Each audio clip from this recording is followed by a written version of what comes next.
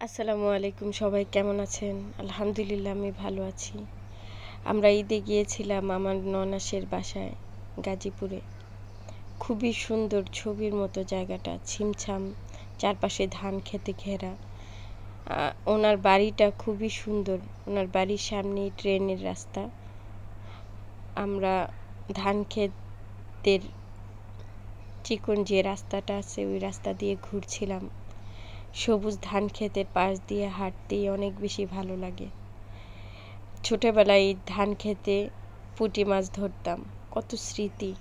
আমাদের বাসার পাশেই ধান ক্ষেত ছিল।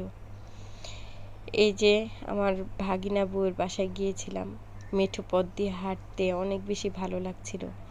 কারণ রাস্তার দুই পাশেই ছিল গাছ, আর মাঝখান দিয়ে হাঁটছিলাম আমরা। বাতাস ছিল, সব মিলে পরিবেশটা এত বেশি সুন্দর লাগছিল। ওদের বাসার আশেপাশে এত বেশি খোলামেলা ধান ক্ষেত, চলাফেরা করতেও কত বেশি শান্তি। আর আমরা যেখানে থাকি, শহর রাস্তা দিয়ে হাঁটতে গেলেই অনেক বেশি বিরক্ত লাগে। আর গ্রামের মানুষরা কত বেশি শান্তিতে থাকে। সবুজ শাকসবজি, ফ্রেশ মাছ, সব কিছু দিয়েই ওনাদের শান্তি। হ্যাঁ, টাকা পয়সা একটু কম থাকলেও তাদের মনের শান্তিটা অনেক বেশি। তো আমরা শর্টকাট খুঁজছিলাম, কারণ ঘুরে যেতে গেলে অনেক বেশি হাঁটতে হয়। বাবু নিয়ে যেতে একটু কষ্ট হবে, তাই আমরা ধান ক্ষেত ধরে শর্টকাটে যাওয়ার চেষ্টা করছিলাম। আপার বাড়িটা খুঁজে পাচ্ছিলাম না শর্টকাট যেতে গিয়ে। তারপর অনেক কষ্টে খুঁজে বাড়িটা পেয়েছিলাম, কারণ আমরা শর্টকাট যাইনি তো কখনো। তো অনেক বেশি টেনশন করছিলাম যে পাবো কি না। অবশেষে পেয়েছিলাম, আলহামদুলিল্লাহ। তারপর আমরা ধানের সরু রাস্তা দিয়ে হেঁটে আপাদের বাসায় যাচ্ছিলাম। হায়দার তো খুবই খুশি, কারণ ও সবুজ অনেক বেশি পছন্দ করে। ওই যে সামনে আপার বাসা, আলহামদুলিল্লাহ আমরা পেয়েছিলাম। তো খোলামেলায় থাকতে অনেক বেশি ভালো লেগেছিল। শহরের এই দমবন্ধকর জীবন থেকে 2টা দিন থেকেছি, অনেক বেশি ভালো লেগেছিল। সবুজের মাঝে থাকতে অদ্ভুত রকমের প্রশান্তি লাগে। ছোটবেলায় তো খোলামেলাতেই বড় হয়েছি। দিন যত গিয়েছে বাড়িঘর তত বাড়তে বেড়ে বেড়ে এমন অবস্থা হয়ে গেছে, এখন মানুষের জন্য রাস্তায় চলাফেরা করাটাই কঠিন। যাই হোক, আপনারা কেমন আছেন সবাই? আলহামদুলিল্লাহ আমি ভালো আছি। এই যে এটাও আমার ভাগিনা বউর বাসার সাথেই, জানালা থেকেই এত সুন্দর ধান ক্ষেত দেখা যায়। অনেক বেশি ভালো লেগেছিল।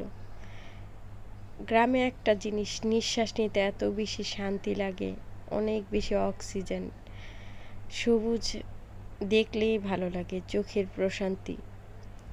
এত বেশি ভালো লেগেছিল, হাঁটতেই ভালো লাগে। মেঠো পথ ধরে হাঁটতে অনেক বেশি শান্তি লাগে। কার কার গ্রাম ভালো লাগে বলবেন। এই যে আমার ভাগিনা বউর বাড়ির সামনেই এই পুকুরটা ছিল। আমি দেখছিলাম ছোট একটা গাছের নুড়িতে বসেছিল 3টা হাঁস। আমার অনেক বেশি ইচ্ছে ছিল গ্রামে সুন্দর একটা বাড়ি করার। ইনশাল্লাহ আল্লাহ তাআলা কখনো তৌফিক দিলে আমি করব। আপনারা সবাই আমার জন্য দোয়া করবেন, কারণ গ্রামে এত খোলামেলা পরিবেশ, গ্রামের পরিবেশটাই অনেক বেশি ভালো লাগে। আমার এই ভাগ্নিটা মাশাআল্লাহ এত বেশি ইন্টেলিজেন্ট, ও কথা বলে পুরা মুরব্বীদের মতো, অনেক বেশি চঞ্চল। আর এমনভাবে কথা বলে যেন একটা মুরব্বী কথা বলছে, মাশাআল্লাহ। ওর জন্য সবাই দোয়া করবেন। আমরা বিকেলবেলা ঘুরতে গিয়েছিলাম একটু সামনে, এটা আমার আপার বাসার সামনের দিকটা। এখানে টিনের কয়েকটা ঘর আছে, আর বাকিটাই খোলামেলা।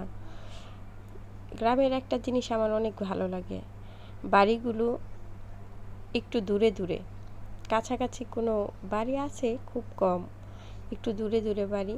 তো আমরা বিকেলবেলা 4-5টা ঘুরে দেখছিলাম। ওইখানে হাঁটতেই অনেক বেশি ভালো লাগে। চারপাশে এত বেশি সবুজে ঘেরা, তো আমরা বিকেলে হেঁটে হেঁটে দেখছিলাম চারপাশটা। এই যে আমার আপার বাসাটা আপনাদের একটু ভিডিও করে দেখালাম।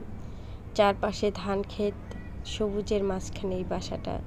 রাত্রের বেলা ছাদে গল্প করতে অনেক বেশি ভালো লাগে। তো আমরা কোটাকুটি করছিলাম, রান্নার জন্য প্রস্তুতি নিচ্ছিলাম। আর এই যে আপার বাসার সামনে রেল লাইন বলেছিলাম না, তো বিকেলবেলা আমরা রেল লাইন দিয়ে একটু ঘুরছিলাম। রেল লাইন দেখতে দেখতে একটা কথা খুব ভাবছিলাম, আমাদের জীবনটা কত আঁকাবাঁকা, কত বিপদ, কত সমস্যায় জর্জরিত।